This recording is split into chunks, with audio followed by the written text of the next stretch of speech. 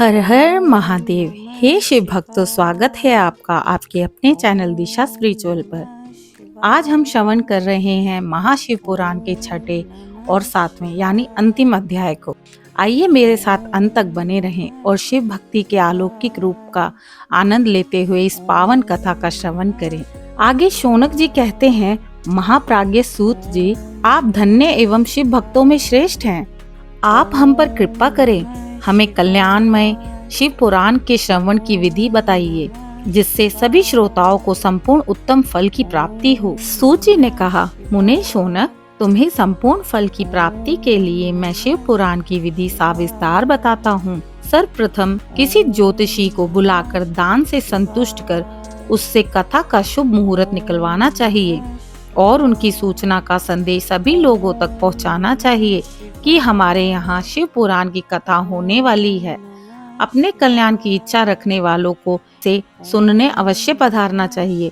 देश देश में जो भी भगवान शिव के भक्त हों तथा शिव कथा के कीर्तन और श्रवण के उत्सुक हों, उन सभी को आदर पूर्वक बुलाना चाहिए और उनका आदर सत्कार करना चाहिए। शिव पुराण सुनने के लिए मंदिर, तीर्थ, वन प्रांत अथवा घर में ही उत्तम स्थान का निर्माण करना चाहिए। केले के खम्भों से सुशोभित कथा मंडप तैयार कराएं।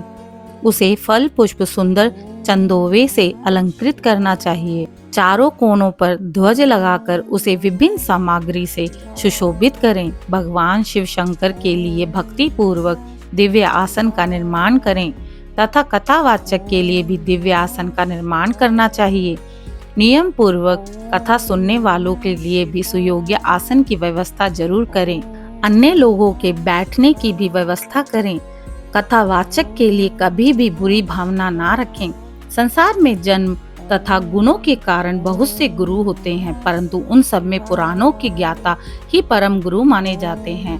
पुराण वेता पवित्र, शांत, साधु, ईर्ष्या पर विजय प्राप्त करने वाला और दयालु होना चाहिए। ऐसे गुणी मनुष्य को ही इस पुण्यमयी कथा का वाचन करना चाहिए।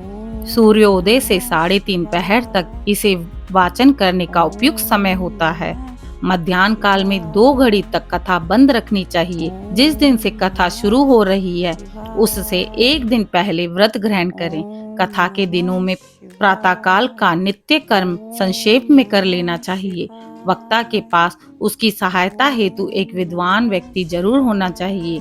सब प्रकार के संशयों को दूर कर लोगों को समझाने में कुशल हो। कथा में आने वाले विघ्नों को दूर करने के लिए सर्वप्रथम गणेश जी का पूजन करना बहुत ही आवश्यक है। भगवान शिव व शिव पुराण की भक्ति भाव से पूजा करें। उसके बाद श्रोता तन मन से शुद्ध होकर आदर पूर्वक शिव पुराण की कथा सुने। जो वक्ता और श्रोता अनेक प्रकार के कर्मों से भटक रहे हैं, काम आदि 6 विकारों से युक्त हैं, वह पुण्य के भागी नहीं हो सकते। जो मनुष्य अपनी सभी चिंताओं को भूलकर कथा में मन लगाते हैं, उन शुद्ध बुद्धि मनुष्यों को उत्तम फल की प्राप्ति होगी, उनकी मनोकामनाएं पूर्ण होगी। हर हर महादेव। ओम नमः शिवाय। ओम महेश्वराय नमः। आज के छठे अध्याय का समापन हम यहीं करते हैं। अब हम श्रवण कर रहे हैं शिव पुराण के महात्म्य के 7वें अध्याय का।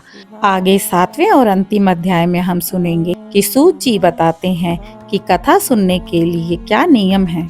सूत जी आगे शौनक को ये बताते हैं कि शिव पुराण सुनने का व्रत लेने वाले पुरुषों के लिए जो नियम है उन्हें भक्ति पूर्वक सुनो। शिव पुराण की पुण्यमयी कथा नियम पूर्वक सुनने से बिना किसी विघ्न बाधा के उत्तम फल की प्राप्ति होती है। दीक्षा रहित मनुष्य को कथा सुनने का अधिकार नहीं, अतः पहले वक्ता से दीक्षा ग्रहण करनी चाहिए। नियम पूर्वक कथा सुनने वाले मनुष्य को ब्रह्मचर्य का अच्छी तरह से पालन करना चाहिए। उसे भूमि पर सोना चाहिए, पत्तल में ही खाना चाहिए तथा कथा समाप्त होने पर ही अन्न ग्रहण करना चाहिए। समर्थ मनुष्य शुद्ध भाव से शिव पुराण की कथा की समाप्ति तक उपवास रखना चाहिए और एक ही बार भोजन करना चाहिए। गरिष्ठ अन्न, दाल, जला हुआ अन्न, सेम, मसूर तथा बासी अन्न नहीं खाना चाहिए। जिसने कथा का व्रत ले रखा हो उसे प्याज, लहसुन, हींग, गाजर, मादक वस्तु तथा आमिष कहीं जाने वाली वस्तु का त्याग कर देना चाहिए। ऐसा मनुष्य प्रतिदिन सत्य, शौच, दया, मौन, सरलता, विनय तथा हार्दिक उदारता आदि सद्गुणों को अपनाए तथा साधु संतों की निंदा का त्याग करे। नियम पूर्वक कथा सुने। सकाम मनुष्य इस कथा के प्रभाव से अपनी अभीष्ट कामना प्राप्त करता है और निष्काम मोक्ष प्राप्त करता है। सभी स्त्री पुरुषों विधि विधान से शिव पुराण की उत्तम कथा का श्रवण करना चाहिए। महर्षि शिव पुराण की समाप्ति पर श्रोताओं को भक्ति पूर्वक भगवान शिव की पूजा की तरह पुराण पुस्तक की पूजा भी करनी चाहिए तथा इसके पश्चात विधि पूर्वक वक्ता का भी पूजन करना चाहिए। पुस्तक को रखने के लिए नया और सुंदर बस्ता बनाया जाए। पुस्तक व वक्ता की पूजा के उपरांत वक्ता की सहायता हेतु बुलाए गए पंडित का भी सत्कार करें। कथा में पधारे अन्य ब्राह्मणों को भी अन्न धन का दान दे। गीत वाद्य नृत्य से उत्सव को महान बनाए।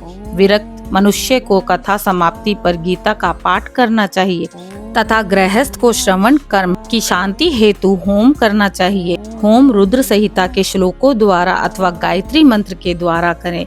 यदि हवन करने में असमर्थ हो तो भक्ति पूर्वक शिव सहस्त्र नाम का पाठ करें।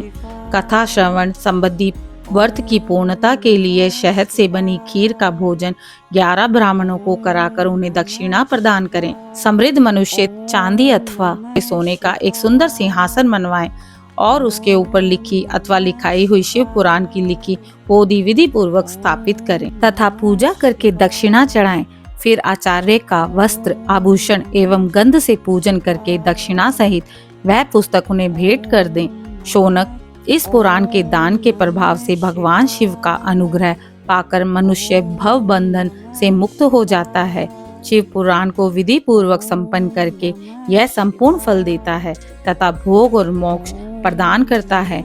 मुने, शिव पुराण का सारा महात्म्य जो संपूर्ण फल देने वाला है मैंने तुम्हें सुना दिया है। अब आप और क्या सुनना चाहते हो श्रीमान? शिव पुराण सभी पुराणों के माथे का तिलक है। जो मनुष्य सदा भगवान शिव के ध्यान करता है, जिनकी वाणी शिव के गुणों की स्तुति करती है, शिव मंत्रों का जाप करती है और जिनके कान कथा सुनते हैं, उनका जीवन सफल हो जाता है। वे संसार सागर से पार हो जाता है। ऐसे लोग इहलोक और परलोक में सदा सुखी रहते हैं। भगवान शिव के सच्चिदानंदमय स्वरूप का स्पर्श पाकर ही समस्त प्रकार के कष्टों का निवारण होता है। उनकी महिमा जगत के बाहर और भीतर दोनों जगह विद्यमान है। अनंत रूप, आनंद रूप परम शिव की मैं शरण लेता हूँ। हर हर महादेव। ओम महेश्वराय नमः। आज की कथा का समापन आज यहीं करते हैं। आप सभी श्रोताओं ने पूरे महापुराण के अध्याय में मेरा साथ दिया, इसके लिए आप सभी का आभार। अगर आपको ये कथा पसंद आई हो तो मेरे चैनल को लाइक, शेयर, सब्सक्राइब करना ना भूलें। आगे भी इसी तरह की कथा सुनने के लिए, अपनी श्रद्धा व्यक्त करने के लिए कमेंट में हर हर महादेव जरूर लिखें।